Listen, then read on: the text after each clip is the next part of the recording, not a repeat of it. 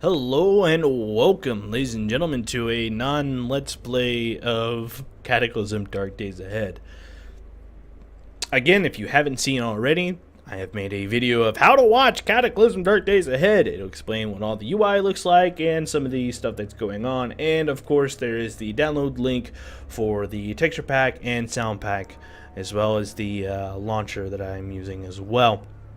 So without further ado, let's get into this thing. So I've already got a world made, but I'm going to go ahead and create a new one just so we can kind of go through it and I can change some of the things and whatnot. There's a lot of mods that come with the base game, just vanilla.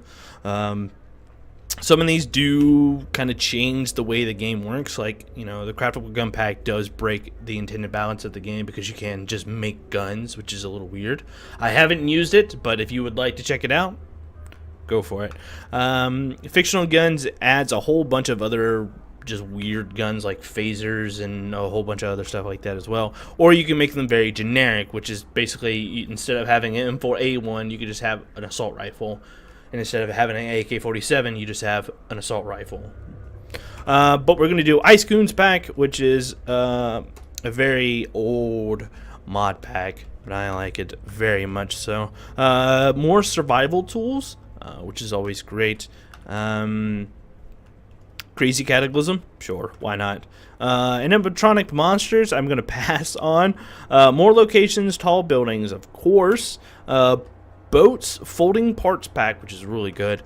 Tanks and other vehicles, and vehicle additions pack, which is really good. You also have Arcana and magic items, plus necromancy, but I want my Cataclysm to be a little realistic, put it that way. I don't want the world to be deleted whenever I die.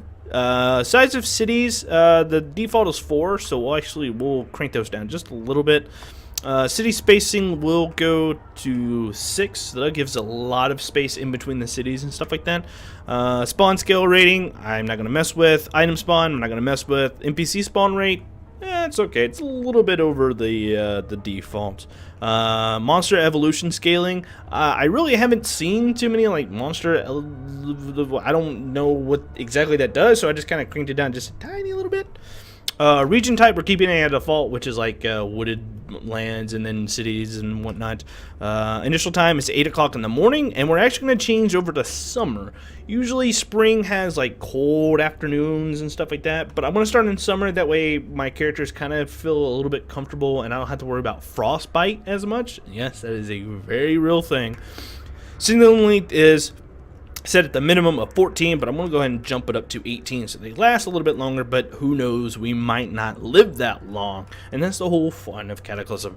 Construction scaling, I don't know what that means, so I'm not going to touch it. Eternal season, no, I want the seasons to change, so I'm going to keep it on false. Static spawns, sure. That means that if I go into a town and I clear out all the zombies in the town, the zombies are cleared out of that town, and I can go to that town whenever I want to. I don't have to worry about getting murdered by zombies. Maybe I'll find one that I didn't kill or something like that. Wandering spawns. Now, wandering spawns make the game a lot harder because you could go into a town and clear it out, but a wandering horde might come by and occupy the town for months at a time, and you won't be able to get into it. But I'm going to turn those off. Classic zombies takes off like shocker zombies, hazmat zombies, necromancers, and skeletons. It turns all those off and you just have zombies, which is kind of boring. I like the cool zombies, like the smoker zombies, the grabber zombies, all that stuff. Surrounded start, no. If you wanna be a masochist, and go ahead, you know, turn that on, but no. Static NPCs I turn off, but I have random NPCs. Static NPCs makes it to where, you know, there's usually just like one NPC wherever you start and you can talk to them, and then that's it. You know, you usually get a quest for them, or they can trade some items with you or whatever.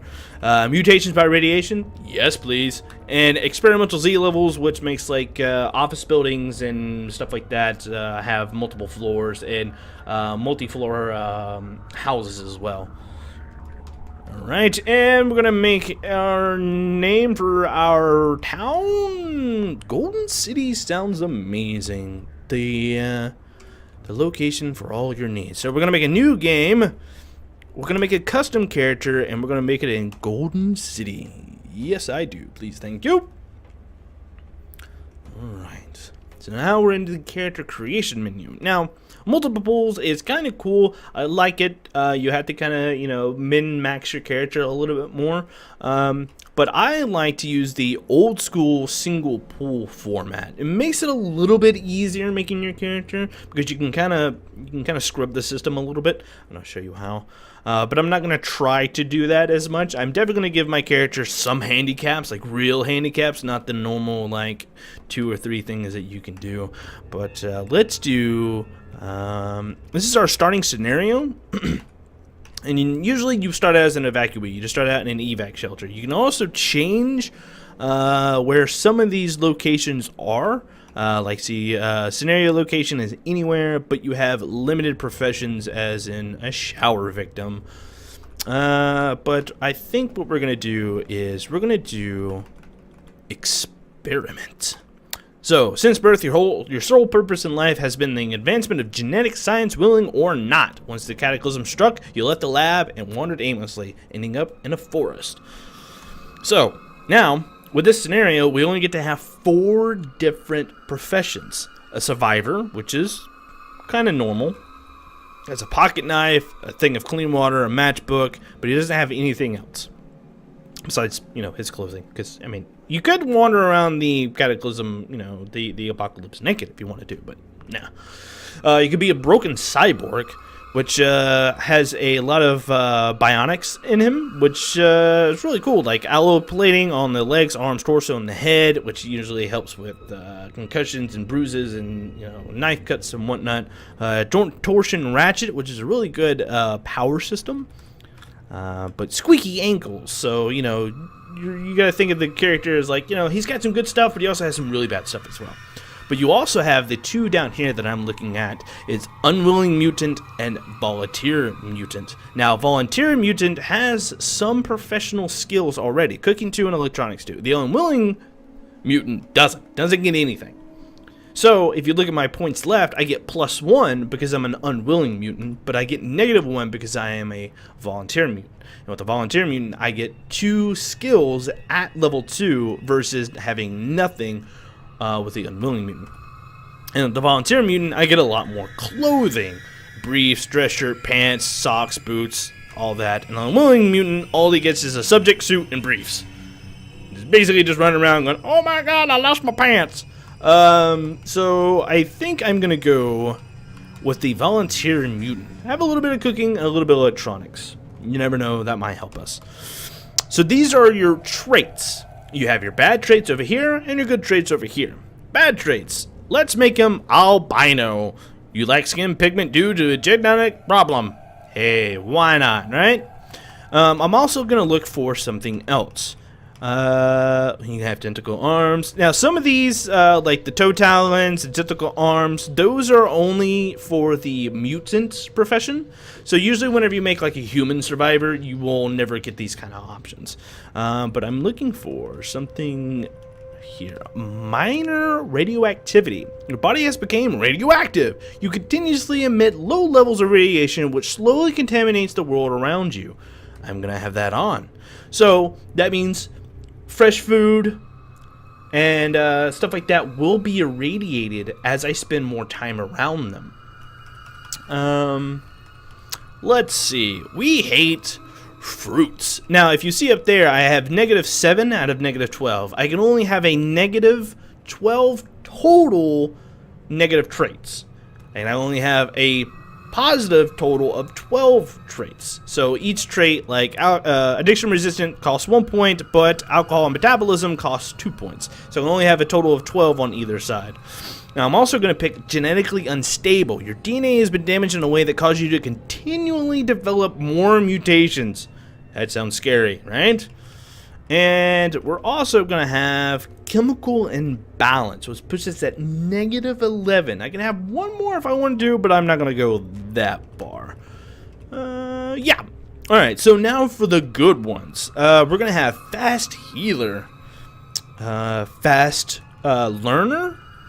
We're also going to have another one that makes our mutations a little bit cooler. We're also going to have radiogenic. Your system has adapted to radiation. While irradiated, you will actually heal slowly, converting the radiation into hit points. Now, I don't know if this will stack with the mild radiation that we have going on, minor radioactivity, but I think it'll be pretty cool. We're also going to pick robust genetics, and that will also stack with our genetic instability as well. So hopefully we're going to turn into a ginormous just blob of a creature. Who knows?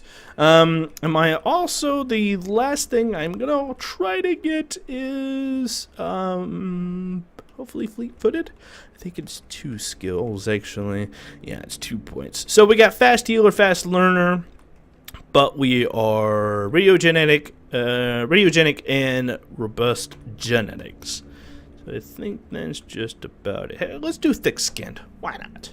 What? Oh, how much is tough? Tough is 2. So let's just do that. Now we only have 2 points left that we can put into anything. So what I'm actually going to do is I am going to take our perception and bump it down to 6. Now it gives us 4 points. So I'm going to put 1 into strength, 1 into dexterity, and leave it there. So that increases our carry weight and our chance to hit by a little bit.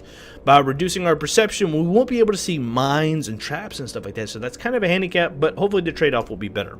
Now, we still have cooking at 2 levels and electronics at 2 levels, and we still have 2 points left. Now, each point you put into a skill costs 1 point. So I think I'm going to put 1 point into first aid, and I'm going to kind of be a little sneaky and put 1 into bashing weapons. Now, bashing weapons, usually we can find like a heavy stick or a piece of piping or something like that around us whenever we first start. So that gives us a little bit of an advantage whenever we start, just to hopefully push us along to survive a little bit longer than normal. So, with that done, it's now time to check our name, and we're just going to randomize. There are a lot of names in here that are people that's donated to the game, that's played it on YouTube, stuff like that. So maybe I'll find somebody's name in here that's really cool. If not, then we'll just find some really cool name. Hugh Patten. Sure. Are you sure you're finished? Yes, I am. Now let's go into the world of Cataclysm. Alright. So here we are, our albino self. We have a telescopic umbrella because we're an albino. So that gives us a bashing weapon. So I'm going to wield our telescope. Now if you look with this texture pack, you can actually see the telescope in my hand now. That's really neat. Alright, now I'm going to open up on my map and we're going to see where we are. Is this a cabin or a cave? That is a cave. Caves have spooky things in them. What is that? There's a campsite near us. And I think this is a gas station? A public washroom. Alright. So I think we're going to go to this camping site and hope that there's some food there. And hope that there's not a bear. Now with the sound pack, there's, you know, rustling noises and whatnot. The music also gives, ooh. So we spotted a dog. A dog's to our west. Our west there. If you can see down on our mini map there. But I'm just going to go ahead and ignore him. Most of the dogs and stuff like that are okay. They're not... Most of the times they won't come after you.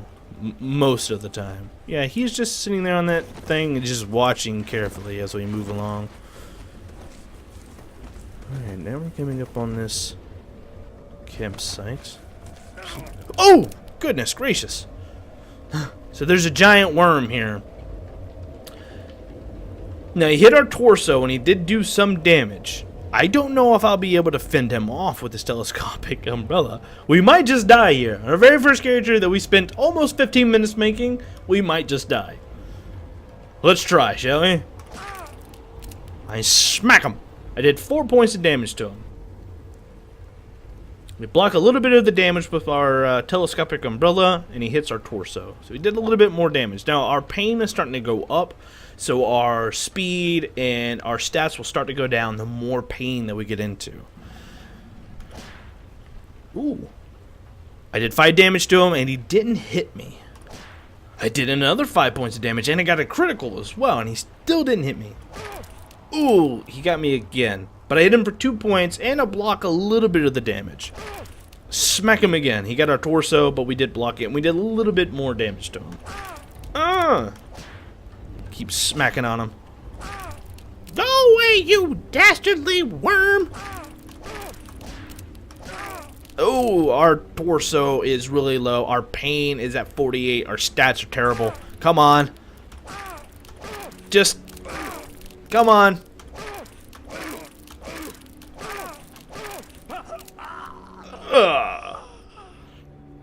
And that's it. That was our first character in the world of Cataclysm. That's a big worm. Alright. Well, that didn't end too well. So let's make another character. That's basically how Cataclysm works the first couple of times you play. Don't expect to immediately be able to run off and get, you know, tons of cool stuff.